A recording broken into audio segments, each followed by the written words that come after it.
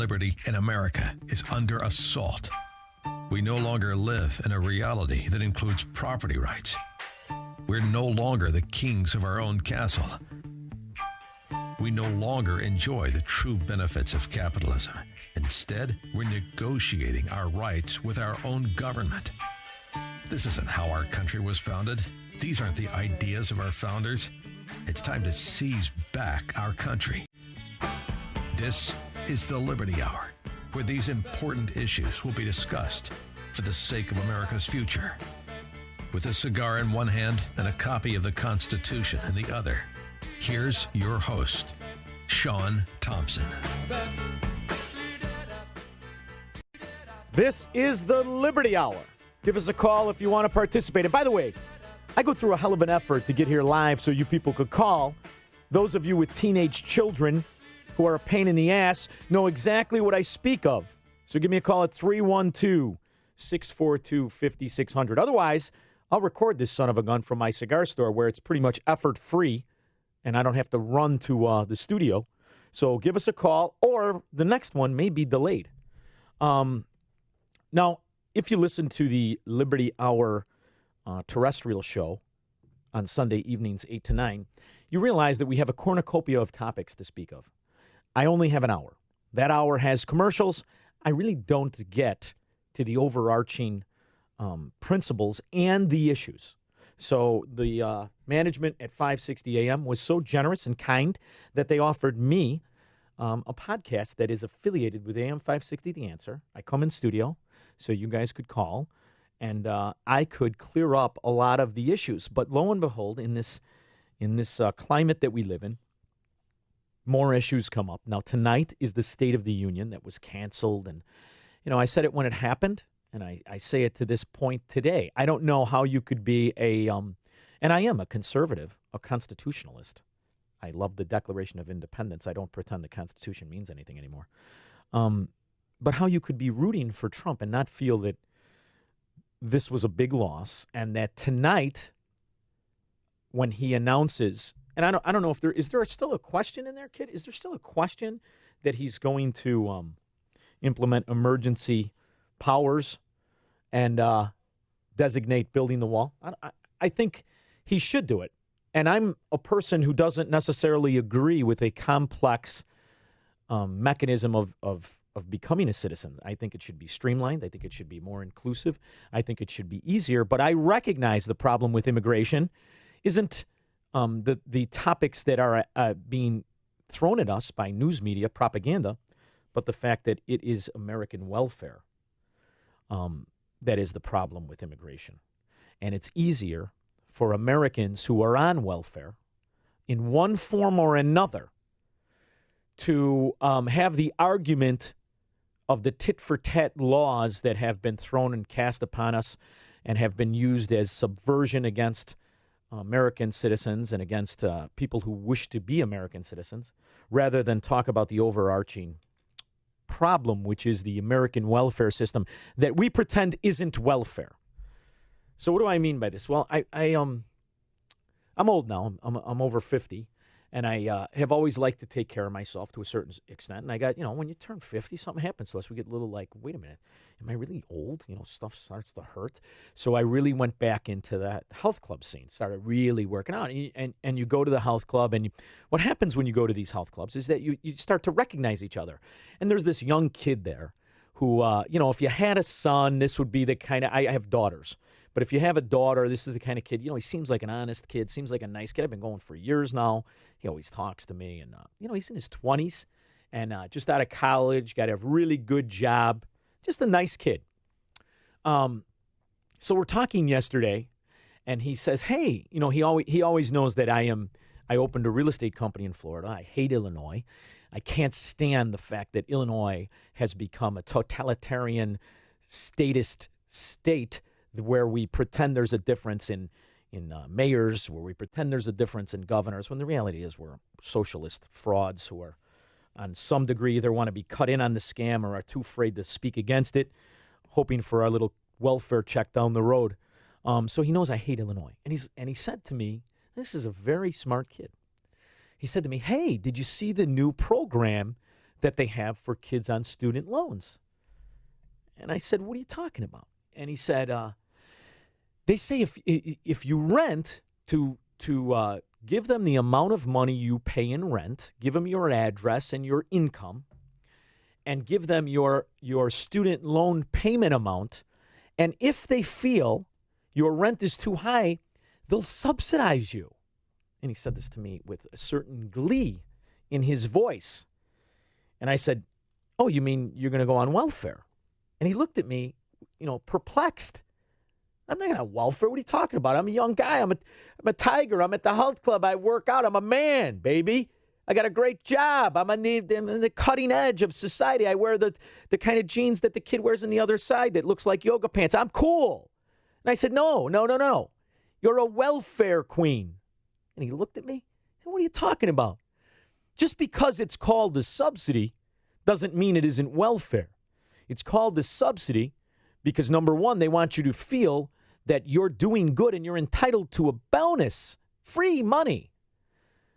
Number two, they don't want you to realize you're no better than the hobo who can't go to work because he's a drug addict and is on food stamps. That's what you are. He said, wait a minute, what are you talking about?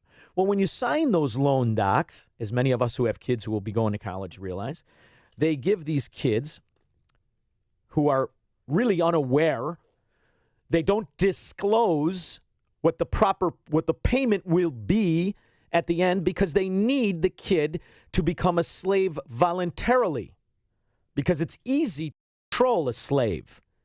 And that's what government has done when they nationalized the student loan business after making sure that it would be almost unobtainable without taking a loan, unless you had parents who were willing to give away their lives and savings, or if you had wealthy people who just don't give a shit what they do with their money. Then they realized the rest of society, that 98%, will willingly become our slaves to where we can use this verbiage down the road of subsidies. And this young strapping kid who walks around like he's a John Wayne is no better than the drug addict gutter rat who needs a Section 8 housing voucher. And he doesn't even know it. Because what's happened is society has let down its guard. Society needs a strong man. They need this false sense of someone's looking out for me. And that's why we are in these trenches of party affiliation. We don't even know what the hell a party is. Republican. What the hell is a Republican?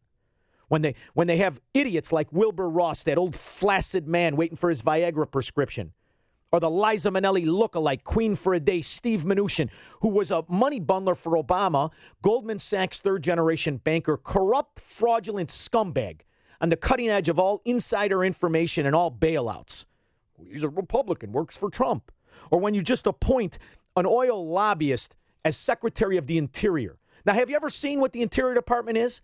Aside from the freak show of those political hacks, sycophants, and patronage parking lot for the clout connected that just get these ghost, pretend, phony, baloney jobs, it has a tremendous amount of power in this country.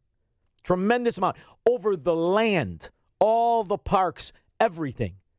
And you stick in there a lobbyist? Why? Because your mommy and daddy were wrong. Crime does pay. Because these lobbyists spend their whole day as political pimps to the whores we pretend we don't like. When the reality is this is who we turn to for our rent subsidies. And it brings me to the conversation that we're all aware of, that representation, that a republic, that separation of powers, that a government of the people, for the people, and by the people will only last as long as those people have virtue. And what the Leviathan and those who would bastardize the politics from representation to rule realized many years ago, if they can deceive you, if they can slow cook you, if they can willingly make you give up your liberty to servitude for a cheap dime, you're their bitch. You're the slave. They are the god. They are the ruler. And I laugh every time we have this, look at what's going on in Venezuela. Isn't it terrible? All the Republicans, look at what's going on. What do you mean? What do you mean? This policy, the Venezuelan economic trade policy, is nationalism. It's Trump's tariff policy. The infrastructure that Trump touts, the only true bipartisan thing that they'll come together on tonight is when they agree to spend what they say will be a little over $1 trillion, which will be $3 trillion when they're done cooking the books. This is what Republicans are in for, too. I'm all in. Roads and bridges. Roads and bridges. Bridges are collapsing. Potholes are everywhere. Forget about the fact that you're paying it every goddamn gallon of gas. You pay the 80 cents in taxes, and you don't care. And you watch these idiots drive around in their pension incubators through the state. 3 trucks to fill 1 pothole. 1 moron with a Marlboro in his mouth. 8 guys sitting in the truck waiting to cash in. Come on. And where's the virtue? You just want more of it. And I put into fact, look at Illinois, which is the spear tip of the country's failure. The communist head of a nation. Look who they vote for this late in the game. The perpetual, habitual, sophomoric liar, Underwood, and the green energy heiress, fraud, Sean Casten. And these were voted, they didn't just win, they destroyed their opposition. Underwood, who lies about everything that comes out of her mouth, this fraud that she is, right? The nurse. She doesn't even own white shoes. Nurse my ass. She doesn't even live in the damn state. Stays with her mommy and daddy and becomes a congresswoman. And what does she do? She finds some useful kid, some poor innocent second grader. I'm going to bring this kid to show how this kid benefits from the government being open, how this kid needs school. Why? Because the kid's parents suck. That's why. Because school has become what? Except a 9-hour-a-day babysitter. That's all it's all about. I laugh every time here in Chicago. We got another charter school that collaborated with the teachers union, also known as the Commissar, that communist organization full of fat, slob teachers. By the way, have you noticed the line? I say whether we come to agreement on a contract or not, keep these fat slobs walking for another 6 months. It's ridiculous to me. Ridiculous. You commingle all this nonsense. You can't separate it anymore. Charter schools are supposed to be the alternative to the Chicago school failure, where the 320-pound teacher's waiting for lunch to kick in and her Lexus in the driveway. It's the same thing in the charter schools now. What do they need? More money or bigger sandwiches? What the hell's the difference? Just give them more money because they care about your kids. And how are they going to prove it? They're going to make sure 2,200 kids don't go to school today. Oh, great. I mean, and that's what I mean when a country calls for more action, turns to the state more. And that's why you're going to have the State of the Union, and it'll be filled with some truths, mostly lies, and absolute propaganda. Now, everybody picks a guy. Pick a guy. Okay, I agree, by the way. Donald Trump needs to declare a national emergency. He needs to build the wall. I think it's unarguable. Because the reality is we have a crime issue. Now, that seems to be denied by the people who represent neighborhoods with the most crime in it. And what do I mean by that? Democrats. Democrats represent the most crime-ridden neighborhoods by far. It's not even close. It's not even close. And I don't just mean here in Illinois in these little corrupt, wannabe gangster neighborhood enclaves like the one I'm from. I mean throughout the nation. A Democrat representative, by and large, comes from the most dangerous parts of our society. And yet, what is their reaction when it comes to protecting their citizens? Is absolute and total allegiance to Nancy I Can't Feel My Face Pelosi in her Demerol stupor, who can't get through a sentence. Really, I'd like to see her drug tested. She's either an absolute, and I don't think she's a stupid woman. She wouldn't be where she is by stupid. She's just a drug addict or a drunk. How could it be? This is how you speak?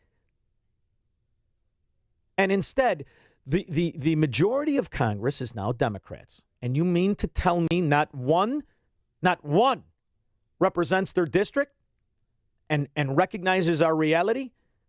Instead, they pledge allegiance to Nancy Pelosi. Why? Because she's the money-bundling queen of America. And what's our retort to this crime that we have, and we call it government, this corruption, this political prostitution? We, the Republicans, take a lobbyist and make him the head of the interior. So that's it. Game's over. The people have no virtue. The country that the founders envisioned and that they dreamt about will not ever come back. Because as Republicans, the alternative to the Democrat failure, what have you done? You have not just thrown in And you're going to agree to that $1 trillion is going to be great? You've sat idly by while the policies of the Democrat socialist are presented by who is arguably one of the most conservative presidents since Ronald Reagan, right? I listen to all the news. I listen to all the national hosts. And I when you hear the repetitive chanting talking points of specific cherry-picked issues, some of what Donald Trump has done are very conservative. There's no question about it. But that's about 30%. And the other thing that he's done has negated all of the conservative things he's done. And the problem about a fiat presidency is, can you argue, well, it's been done for 40 years. Now, our guy's going to be the exact same totalitarian fiat imperial president in the name of correcting things. I think that even reasonable people say, I get it from your perspective. There's no question about it. If we're arguing about a law that is an unconstitutional law that is created by a dictator like DACA, then yes, I guess I do understand that perspective. But is that what America is? And the answer is unequivocally no. The first thing that Donald Trump should have done is very simple on his first day. Well, this DACA was created by a president. It's gone. And by the way, these we exempted certain contributors, campaign contributors to the Democrats and certain insurance companies that we knew would be in on the scam for Obamacare when the president did that instead of Congress. That's out too. So in for a penny, in for a pound. See, this is how you break the backs. You break the backs by not collaborating and colluding with the failure, but by pointing it out and refusing to participate in it. You don't break the backs by turning to your strongman, because when you do, you get a guy that's wrongfully prosecuted, like Donald Trump. And he is wrongfully prosecuted. I mean, you have to take your hat off to this guy. He's over 70 years old. Have you ever seen a guy more tirelessly work towards his agenda more tirelessly? I can't imagine. Under assault at every turn. And he did an interview with CBS News. And during that interview with CBS News, I thought it was pretty relevant that he was kind of saying, how could it be you don't have one good thing to say about me? Now, I could argue against some of the numbers that he's going to say, but he's right. How could it be in 2.5 years, a guy who has put forward an agenda that has brought more people to work in the country, and I know the numbers are cooked. I'm not talking about the U3 like every other dimwit out there. Even the U6, which records at a 7.6 unemployment, that's pretty good. I understand that a lot of the GDP numbers that the Republicans mindlessly tout are because of government misuse and abuse and spending. I get it. Nonetheless, if you own a company, if you have people who do own companies, you realize their hardest thing to do right now is get workers. It's unbelievable. Now, I can blame welfare system. I can blame subsidies. I can blame the making normal of living a life on the government nipple, how we just do it like this kid I was telling you about, this young kid, how he's just going to say, well, it's a subsidy, it's not welfare. I understand the normalization of government dependence. And that has a direct repercussion on people's need and want and desire to work. I get it. And I think that a lot of that unemployment number is that. But nonetheless, the numbers are what they are, and Donald Trump has been one of the most successful presidents in modern history. You cannot take that away from him. Unless, of course, you're a Democrat. Because you know what you realize, and I've said this since Donald Trump had been running, Donald Trump will be, by far, the most successful Democrat president to ever run the country. And he is a Democrat in my ideology of what a Republican and a Democrat is. But my ideology is steeped in the old-fashioned principled parties, not this nouveau socialism that we have today, which is what listen, when you have Democrats come out, a super PAC, unleashing an unprecedented amount of money, an unprecedented amount of investigators, and a 5-page article written by CNBC about how they're going after this old-fashioned Democrat, Howard Schultz. I wouldn't vote for Howard Schultz. He's a social engineering, old-fashioned Democrat who simply, like the Republicans today, think their idea of tyranny is the most efficient one. Okay, so this is what Howard Schultz is. But a Democrat his entire life who says, I am a Democrat, but I am not a socialist. And you have an onslaught of money raised by all the big names. This is the super PAC that is comprised of everybody from Soros to the real estate developer who has been quietly financing green energy projects, George Marcus, from Bernard Schwartz. It sounds like these are all guys attacking a fellow Jewish guy. And why? Because he dare not be a socialist. This is a shame. This is a shame. And Donald Trump, through the midst of all of this, is attacked 24 hours a day from everybody except Fox. And I don't know if they think they're helping him, but when they explain that he's pretty much promoting government spending, government borrowing, government debt, government subsidies in the same way that Bill Clinton did, to me, what they're basically showing us is that we do not have a capitalist, conservative, constitutionalist alternative to what we call politics in America. But I found his back and forth with the fungible socialist, who, by the way, many of you saw it. It was before the Super Bowl. She wasn't even listening to what he was saying. She was just waiting for him to stop talking. I mean, normally this isn't something you get until like your 50th year of marriage. Well, look, the Russia thing is a hoax. I have been tougher on Russia than any president, maybe ever, but than any president. I'm going to stop him there. I know it's early, but this is Dan Proft's clip. I didn't hear the whole thing. The idea that we are in this investigation, which, granted, it may not spend the $70 million that Ken Starr spent, but it'll be close. It may not go the 7 years that it did during Clinton, but it'll be close. It'll go definitely to the 2020 election. The notion that you can look at the actions we've taken against Russia and reasonably articulate or even have a hypothesis that there has been a collaboration between Donald Trump and Vladimir Putin, the only way that you can do that is if you felt that the objective was world war. Because this is what the direction of our country is going in.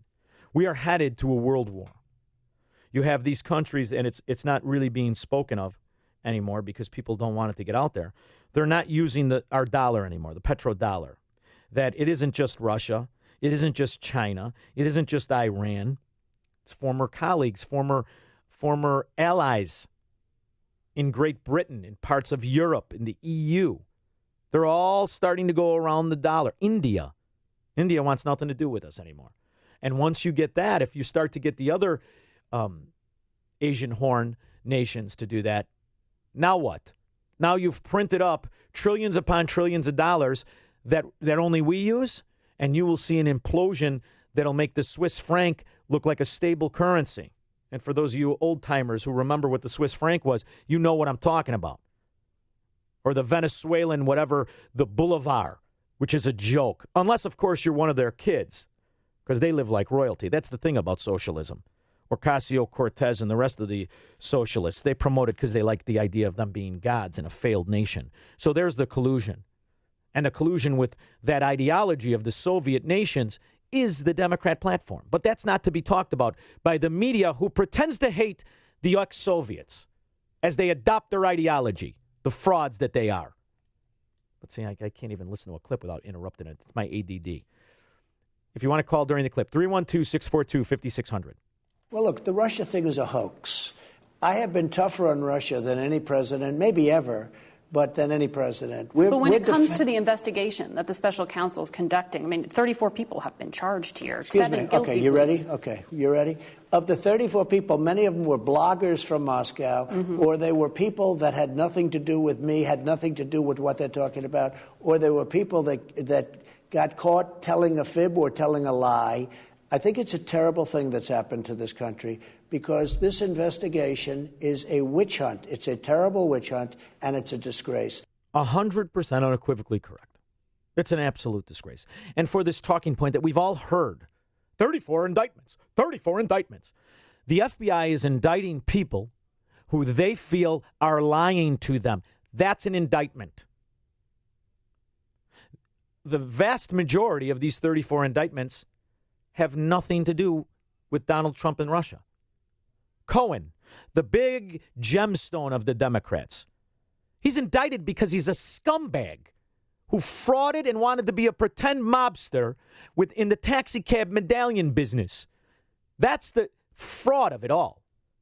And the idea that he did it and the only way you could do it is with a Russian-American gangster, well, no shit, Sherlock. That has nothing to do with the Kremlin or Mother Russia. That's the fact that the KGB, who were not high enough to get involved with Vladimir Putin's upper echelon, became mafia wannabe drug addicts or drug dealers in their Adidas velour suits all over the country. Has anyone watched a movie on Amazon or Netflix? That's basically every title. It's either that or a terrorist attack in Afghanistan, which, by the way, we lost 5 more guys last month. Anybody want to talk about that? We're going to talk about that in the State of the Union. We're going to talk about the fact that Donald Trump has been exactly correct in his assessment of the meat grinder Middle East, or the fact that he wanted to pull people out of Syria, pull our troops out of Syria, and all the Democrats, the old Vietnam peaceniks. No. Now you're imperial interventionists. Now you're George Bush. I love when Donald Trump makes the Democrats turn into Rumsfeld. I love it. And you see the hypocrites that they are, the scum.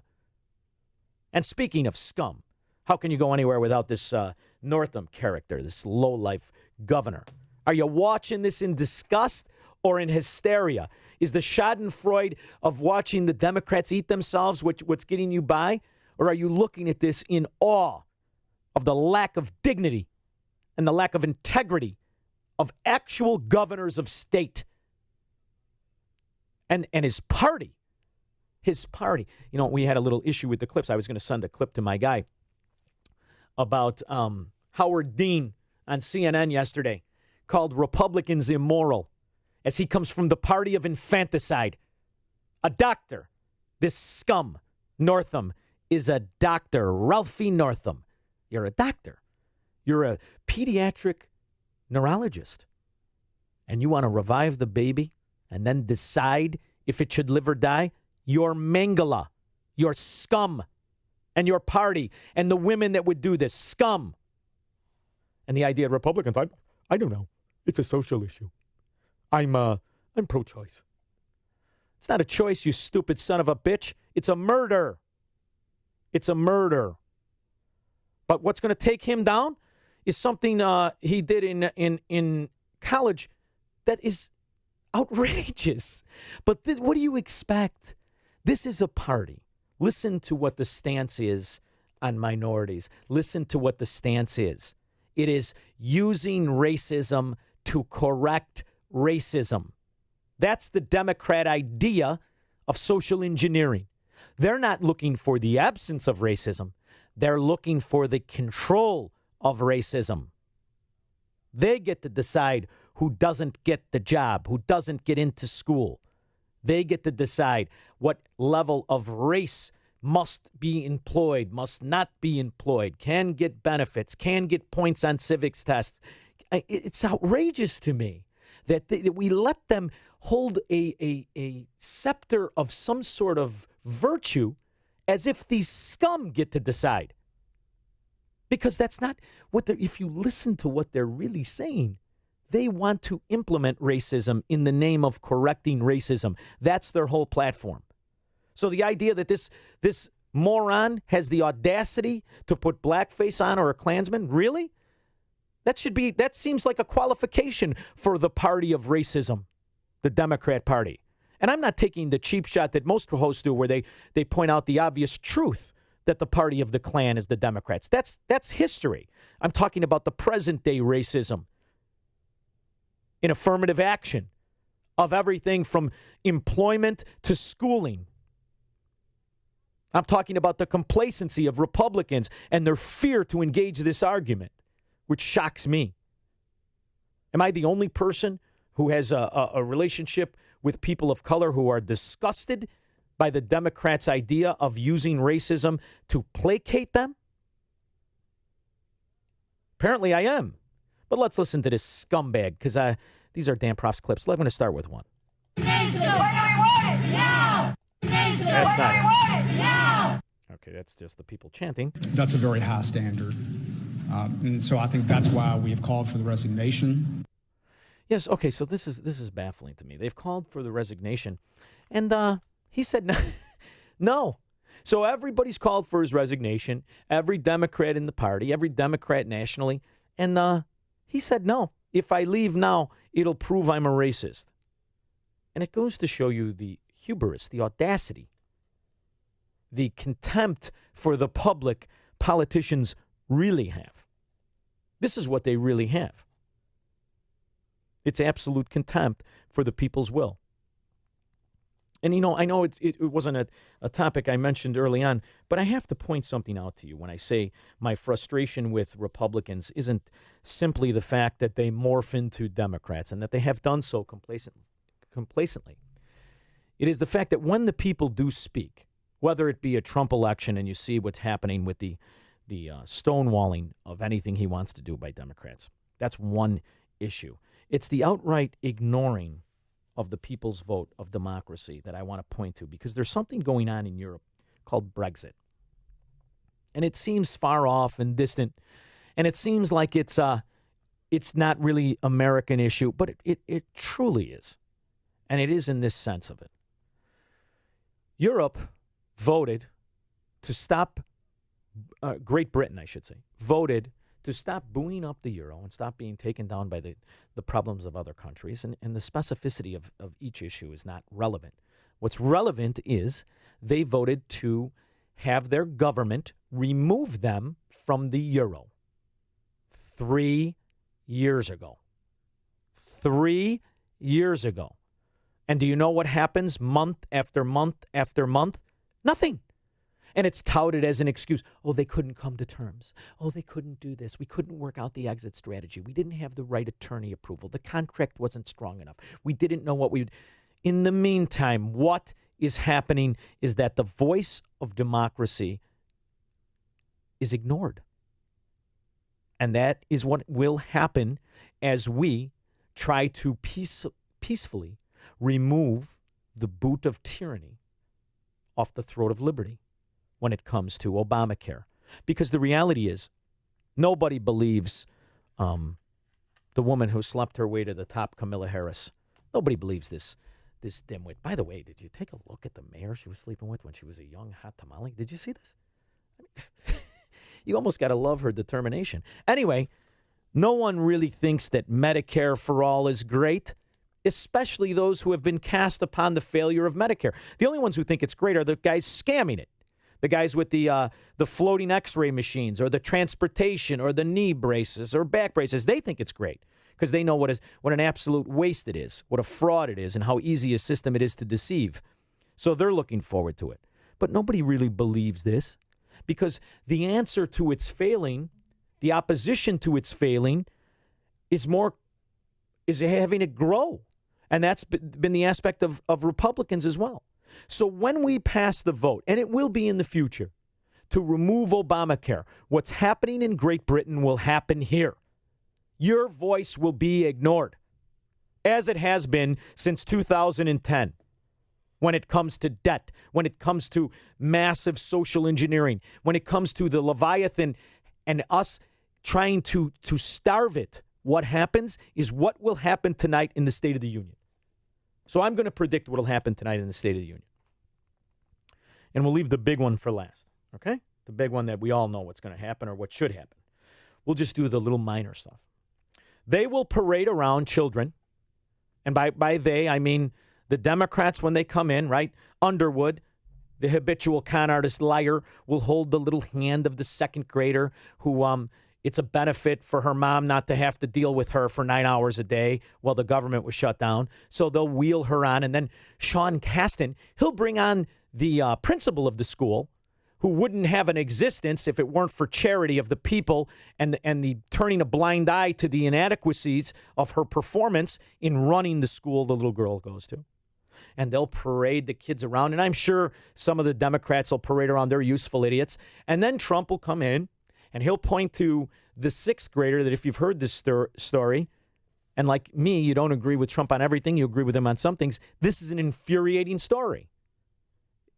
Particularly for men of character, because we don't like when people are bullied. Can't stand it. And Trump found a kid who has the unfortunate mishap of sharing his last name, and who has for 2 years been tortured and bullied by his other ignoramus kids in the school and the dim-witted parents of those kids that allow it to go on. So this kid has been prosecuted or persecuted because of his name. So Trump will bring him on and say, look it. And all of the people who are not socialists or anybody with an IQ over 60 will say, this is terrible what's happening. And there will be a call for unity. Of which sounds nice. Unity sounds great. But unity is the most dangerous time for people who value their freedom and their liberty and their independence. Unity, when a government is united, bad things happen to the individual. In fact, in America, bad things happen when the country isn't united. It's just a continuing growth of government and a continuing shrinking of you. That's what happens when you're on the road to serfdom, as America is. And we're almost there. In fact, I think you could argue we're entering the town.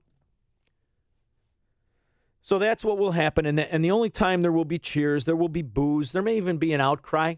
I forgot which one it is. I think it's that the girl who dresses like the Crazy Horse stripper on a break from Arizona with the boots on in the Senate. I think she's bringing the Democrat who screamed out at the last State of the Union. So there'll be some antics of that nature, and that will only dig the trenches of tribalism deeper, which, okay, I don't really have a problem with. I like a contentious climate when it comes to stupidity. Hopefully we'll at least get to stupid on a slower speed.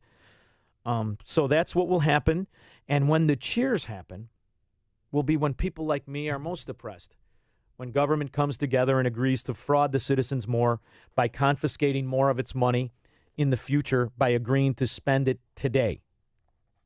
And that's what Republicans love. They like future taxes. Democrats want taxes right now. Democrats want taxes today, this second. Republicans, they don't have the balls. They're eunuchs of taxation. They want to tax in the future. How do you do it? Spend it today. That's tomorrow's crowbar. Okay, so just so we're all on the same page. And then they're going to cheer. Yay, and the crowd goes wild over $1 trillion in infrastructure. And every connected wannabe gangster construction guy who knows he's going to get the contract, how you doing, Louie? All of those guys, they're going to be cheering and licking their chops off to the corner, because it doesn't matter what the outside guys bid, as you see in Chicago, right? As you see all the Latin coalition, they're all paid off by the same contractor. And the newspaper reports it, and what happens? Oh, Kwame Raoul. The hell is he? Or Fox, that poor thing, that simpleton in Illinois. So the system has become too corrupted to correct itself. And you know that when you have Lisa Madigan try to scold the Catholics by saying you're too corrupt to police yourself. Well, if anybody would know, it'd be you with the last name Madigan. Jeez, I mean, you can't. It's one big Saturday Night Live skit. So that's what'll happen for about 48 to 58 minutes, and then the big declaration of a national emergency. Trump will rightfully declare it, and it will immediately be thrown into court, where you will see that we do not have judges anymore, as you can see by the Southern District in New York, who is nothing but a bunch of scumbag, low-life Democrat judicial activists misusing their power. That's what'll happen here. And we will lose more money, and they will become more wealthy as the system of corporatism, of these faux disagreement, where the real disagreement isn't between Republicans and Democrats, it's between the politics and the people. And in the meantime, those of us who resist will have more laws cast upon us as little tethers, little straitjackets, and will be controlled, and our $2,200 a month for insurance will go on, and our taxes will go up, and like they did in New Jersey. Like they did in New Jersey. Did you hear about this New Jersey?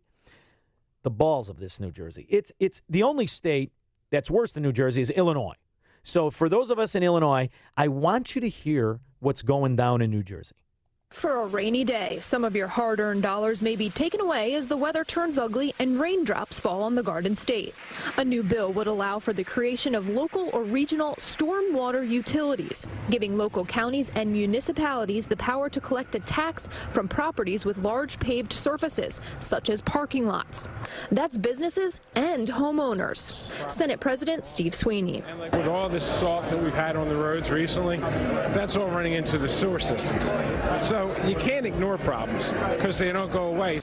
The Senate President says most states already have stormwater utilities that collect and filter runoff from storms. In New Jersey, the runoff goes directly into streams, rivers, and bays, carrying with it pollution like lawn fertilizers that contaminate the waterways. Former governor and current state senator Richard Cody says it's necessary. A lot of our economy is based on, obviously, the shore. We got to make sure we keep it that way. These homeowners aren't a fan of the plan. They're crazy as it is. There's too much taxes in New Jersey. Why would we want to, get more taxes, especially on cement? They shouldn't go any higher. It's not fair.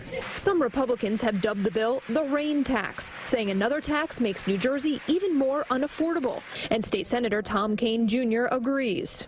We all want to protect our environment. We all want to preserve future generations. But this is a way to tax the citizens in New Jersey, really with no oversight. What do you say to taxpayers who say, I can't afford to be taxed again? It's a small cost to live safely. It's a small Other cost. supporters say creating these utilities would help reduce flooding caused by storms. In Elizabeth, New Jersey, Meg Baker, CBS 2 News. The bill passed in the Senate and the Assembly. It now heads to Governor Murphy's desk, where he will sign it. So the way that they pass the rain tax is they add it to gas tax. Have you ever wondered why politicians say things like it's a small cost? You realize they don't pay for their gas. You do, dummy. So when all the political hacks and all the insiders say, okay, raise the gas tax, they realize that is the one tax in which the connected few can always avoid. And the very few, the minority, who actually buy their own gas with their own earnings, screw them. It's a small fee to pay. So, New Jersey is screwed. It's over with, done. That's now precedent for Illinois. It's now precedent for Florida, for California, for these Democrat stronghold states where the people are just used and abused. And that's coming to a state near you if you're not already in the state. And before it passes in Illinois, before it passes in New York or California, the rebuttal by Republicans should be very simple. I want to see how many gallons of gas are already bought and paid for by tax money, because that is the definition of double and triple taxation. See, it's hard because so many people in Chicago and so many people in Illinois have gas cards that we don't even know, right? The city, the state, the municipalities are already buying gas for all of those on the know, all of the connected clout guys. They're already gas-free. So when we get the tax, right, that cost goes up for us, not just on when we pump our own gas in our car, but when we pump the phony baloney gas that we pretend is a benefit to us through municipal use. All the police, all the fire, and those are emergencies, right? So we can't touch those. Those are virtuous. Fine. What about all these other idiots, these inspectors? What about all the other buffoons and the trucks that they drive around in that they say they use for work, but they're really they drive around with like their personal use? How many of these mobbed up municipalities, the guys have the best of the best cars and they tool around with them constantly, take their wives to dinner on the weekends? You're paying for that too. So before you just roll over and you pretend it's good for the environment, and there's salt on the streets, and it's about the infrastructure, and it's green, it's environmental. Realize what an idiot you are and how you must be in on this scam. It's the only way it's going to stop. It's the only way. We got to make it stop, because here, this is the Liberty Hour. We're going to demand it, even when it doesn't help us. You got to stand for something. Because if you think you're in on this scam, you're not. It's just going to hurt you, or it's going to hurt somebody you love down the road. Stand for freedom. Stand for liberty.